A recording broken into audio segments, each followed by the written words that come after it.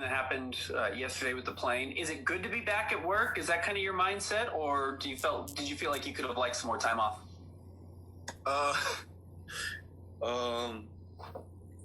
I mean, I kind of just wanted to get on another flight immediately, trying to get over that like scare.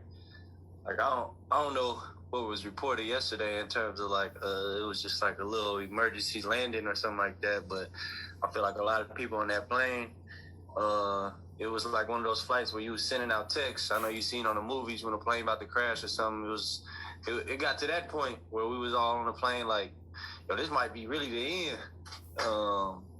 So, I mean, it was a crazy situation. I understand fully why, Don didn't come because, I mean, all of us were just like kind of like out of there and then in like limbo, like, whoa, what just happened? It's just like real life.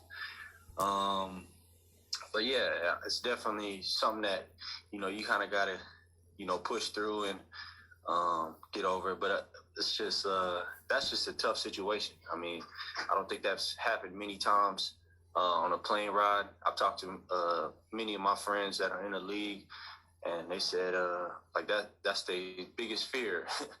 And for that to happen, I understand everybody's point and perspective on that thing as well. So I mean, it is what it is. You take your time off, everybody. So, you just got to figure out a way to push through that and keep going.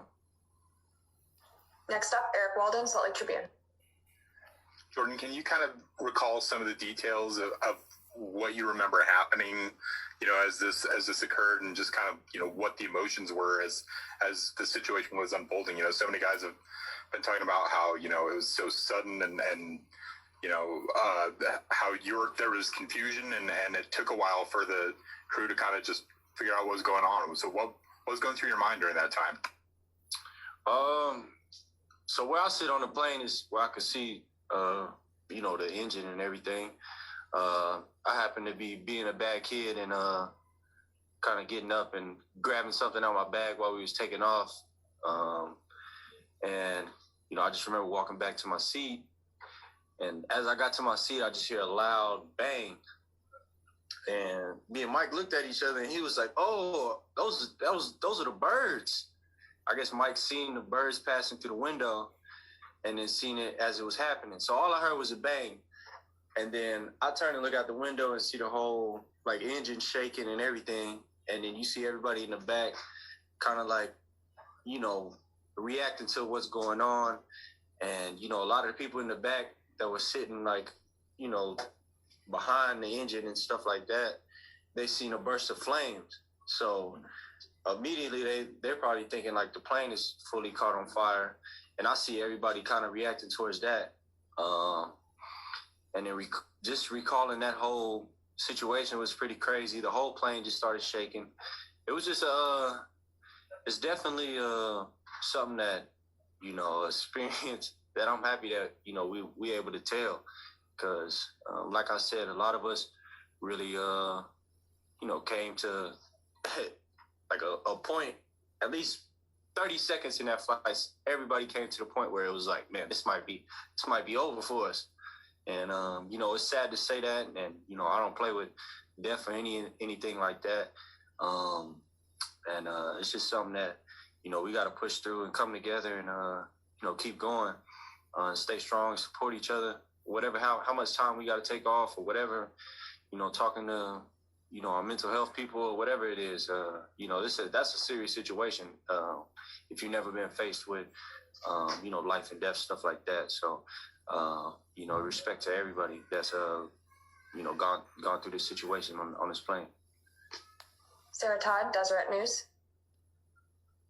Jordan, we were told that, there was that 5 to 10 minutes before the pilots or the crew were able to tell you guys anything.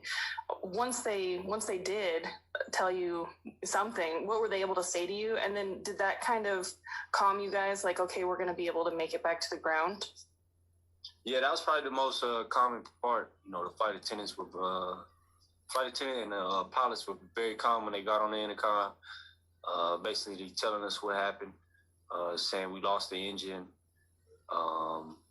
you know, we're gonna be able to land somewhere, and they were saying they was gonna turn the play around. So that definitely was a comforting thing. But we were all looking out the window like, man, just land this. Just land anywhere. We don't care. We can check everything else later. Once we get on the ground, please put this plane on the ground and just let us live and get past this.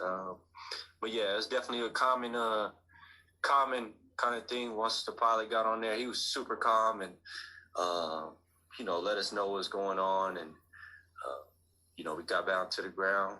Shout out to them for, you know, landing and getting it back safe, all that. All right, that's it. Thank you, Jordan. We appreciate your time. All right, y'all. Peace. That was Jordan Clarkson. Now Jordan on the floor had a very good night. 24 points, 7 rebounds. Very serious situation with the plane, and I'm going to make a light comment here for a second, and then we can talk about what he had to say. Jordan Clarkson is an unbelievable storyteller. He really is. Can't you picture him? Picture him in his 70s with a room full of grandkids telling the story he just told right now. I mean, he's just. I like the way he thinks. He's great. He has a great way of kind of telling a story. That was amazing. I had the thought that he really should get a podcast. He really should. I love to listen to him. I do too. Explain stuff the way he sees it, and just the kind of that just shows you the personality as a coach you're coaching. The difference between Conley's telling of the story and Jordan's, which they're telling the exact same story, but that is the essence of being a coach. Is you got to coach Conley, and you got to appeal to you know, the way that he sees things, and at the same time you got a guy like Clarkson, completely different, you know, different background, whatever. 2 different guys, but just as a coach, you know, your job is to get everybody to kind of see eye to eye.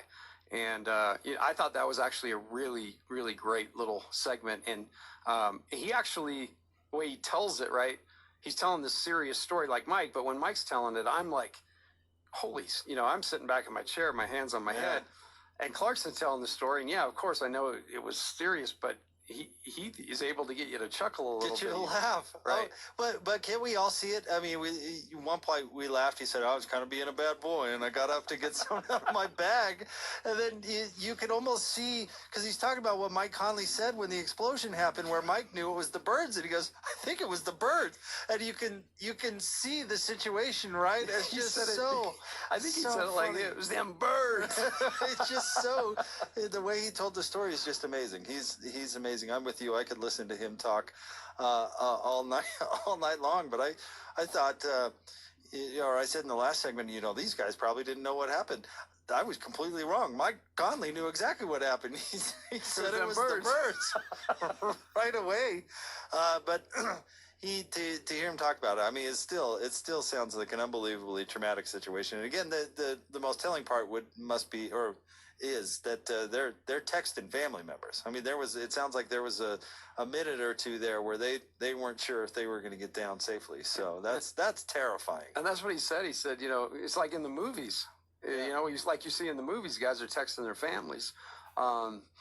As good as his game was on the floor, that post game was ever so good. Amazing. And I am so, you know, the acquisition of Jordan Clarkson really put the Jazz on this trajectory, in my opinion. I agree.